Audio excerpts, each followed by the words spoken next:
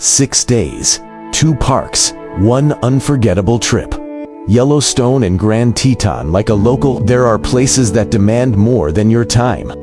They demand your breath, your awe, your silence. Yellowstone and Grand Teton National Parks aren't just stretches of American wilderness. They are living, breathing cathedrals of the earth. Over 6 days, we traced rivers, climbed into the clouds, stood in sulfur-scented geyser fields, and discovered that sometimes the most powerful part of a journey is standing still. This is the story of how 2 parks changed how we travel, and maybe even how we see the world. Day 1, a valley wakes up. We entered Yellowstone through the west, setting up camp in Madison Valley. Most travelers skip this place in favor of more famous names, but we found its quiet to be a gift. At 7:30 a.m., I wandered half a mile down a path and found the Madison River catching the morning sun like a mirror. Alone, save for the sound of bird song and my own breath, I realized the trip had already begun long before we reached any iconic landmark. The Madison flows into the Missouri, and in a way, this valley felt like an origin story. Yellowstone itself is shaped by its volcanic heart, and that volatile energy is everywhere. In the cracks, in the steam, in the silence. Day 2. Canyon carved by fire. We headed for the Grand Canyon of the Yellowstone. Carved by the Yellowstone River, the canyon glows with shades of yellow, orange, and rust. Not from sunlight, but from ancient volcanic ash. Artist Point delivered the view we were promised. Waterfalls pouring down volcanic rock into a misty abyss. We counted switchbacks as we hiked down to the brink of the lower falls, each one at the bottom. It felt like standing at the edge of time itself. The roar of the water was so loud, it silenced everything else. Canyon Village nearby offered us our first encounter with park food. Slow food fast. Chicken, beans, mac and cheese. Not gourmet, but honestly, after a morning of hiking, it tasted like victory. Day 3. Steam and stories. Yellowstone's thermal features are scattered like secrets across the landscape. At the fountain paint pot area, we saw all 4 types. Steam vents, mud pots, hot springs, and geysers. Each formation hissed and gurgled, like the earth was muttering to itself. And then there's Old Faithful.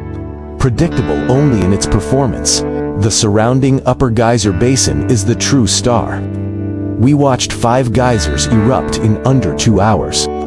Castle Geyser went off like a cannon. Morning Glory pools shimmered in blues and yellows that no camera can capture. We ate ribs at Old Faithful Lodge, with the geyser visible through the windows. Pricey? Sure. Worth it? Always. Ice cream from the Old Faithful finished the afternoon with a creamy exclamation point. Day 4. Lakes and legends. Yellowstone Lake is enormous, so big it feels more like an inland sea.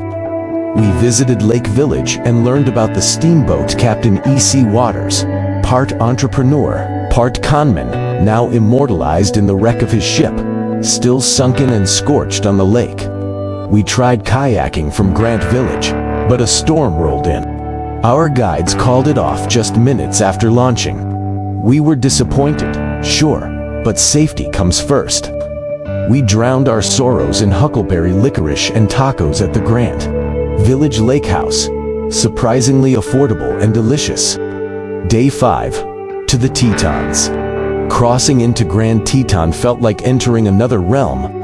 The Tetons rise sharply, suddenly, like nature itself slammed on the brakes and built a monument.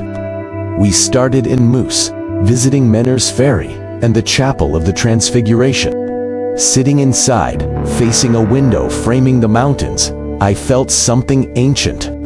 At the Craig Thomas Visitor Center, we lifted a moose antler, watched a relief map, and nearly fell asleep during the movie. Not because it was boring, but because the whole trip had a way of slowing time. Day 6. Skyward.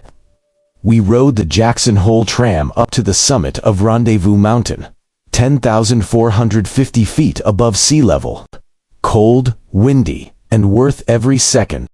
From up there, you can see the Tetons, Jackson Hole, and, if you squint, maybe a better version of yourself. Hot chocolate and waffles at Corbett's cabin gave us warmth. The Nutella waffle came wrapped like a sandwich, as if to say, yes, you earned this. Back in the valley, we drove the Moose Wilson Road, hoping to spot wildlife.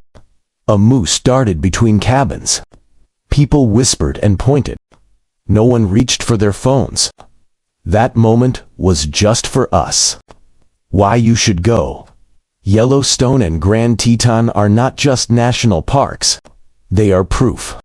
Proof that the earth moves. That silence is sacred. That steam can speak, and rivers remember. If you go, don't just see them. Feel them. Watch the light change. Wake up early. Let a bison take your breath away. Eat the overpriced ribs. Ride the tram. Miss your kayak tours and laugh about it later. Because in these parks, even what goes wrong becomes part of the story. And sometimes, that story is exactly what you needed all along.